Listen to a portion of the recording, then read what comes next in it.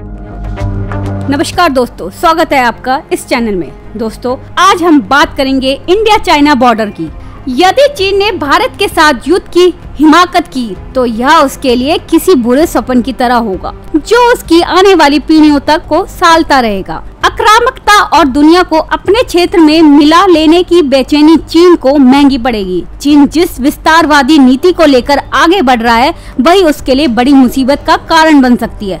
दुनिया के बड़े देश इस बात को बखूबी समझ रहे हैं कि दुनिया में चीन इकलौता देश है जिसे रोकना हर किसी के लिए जरूरी है, फिर चाहे वह अमेरिका हो या ब्रिटेन, फ्रांस, ऑस्ट्रेलिया या फिर जापान। इन देशों के साथ चीन का किसी न किसी मुद्दे पर विरोध है। ऐसे में चीन भारत के खिलाफ आक्रामकता का प्रदर्शन कर रहा है, जिसके जरिए वह नासमझी और मूर्खता के नए पैमाने गढ़ रहा है। यदि चीन ने भारत के साथ युद्ध की हिमाकत की तो यह उसके लिए किसी बुरे सपन की तरह होगा, जो उसकी आने वाली पीढ़ियों को भुगतना पड़ेगा। तो दोस्तों, भारतीय सैनिकों ने गलवान में दिया था चीन को मुंह तोड़ जवाब। दोस्तों, अगर युद्ध हुआ तो दुनिया की सबसे बड़ी सेना के सामने दुनिया की सबसे पेशेवर और पराक्रमी सेना से मुकाबले की चुनौती होगी। 2017 में डोकलाम विवाद में चीन को पीछे हटना पड़ा था और ताजा मामला गलवान का है, जहां भारतीय सैनिकों ने अपने 20 शहीदों का बदला लेने के लिए 40 से ज्यादा चीनी सैनिकों को मार गिराया था। इतना बड़ा नुकसान होने के बावजूद चीन मरने वाले अपने सैनिकों की संख्या तक बताने का साहस नहीं कर सका। यह बताता है कि चीन आक्रामकता का प्रदर्शन कर रहा है, लेकिन अंदर ही अंदर डरा हुआ है। वह जानता है कि युद्ध हुआ तो उसे बड़ी कीमत चुकानी होगी। सन 1962 के युद्ध में भारत की हार को चीनी सरकार के पिट्ठू अक्सर उठाते रहे हैं। इसके जरिए वे भारत को चीन के सामने बौना करने की कोशिश में रहते हैं। हालांकि 2020 की परिस्थितियां बिल्कुल विपरीत है। रणनीतिक लिहाज से भारत अब चीन का सामना करने के लिए तैयार है। उस पर परमाणु शक्ति संपन्न राष्ट्र पर हमला करना चीन के लिए तेजाब में हाथ डालने जैसा होगा। भारत के समक्ष अब न हथियारों की समस्या है और न ही दुनिया के सबसे ऊंचे इलाकों में से एक में लड़ने के लिए उसके सैनिकों के पास कौशल की कमी है।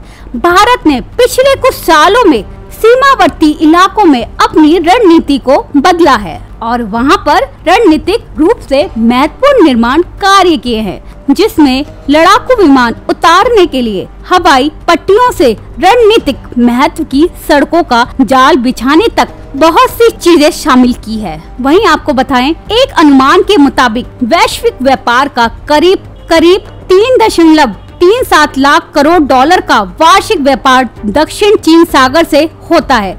यह वैश्विक समुद्री व्यापार का करीब 1/3 है।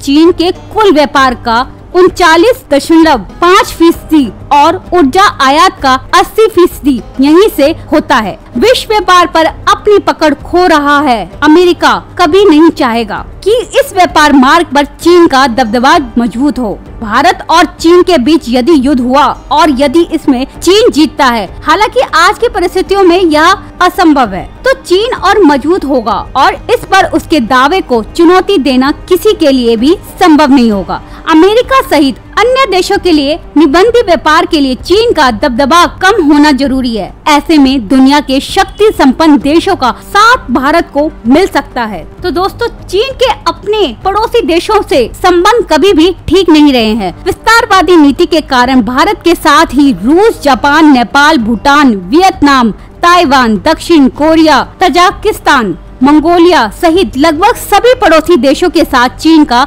सीमा विवाद है। ऐसे में रूस को छोड़कर कोई भी देश ऐसा नहीं है जो चीन को माकूल जवाब दे सके। यही कारण है कि चीन अपनी हरकतों से बाज नहीं आ रहा है।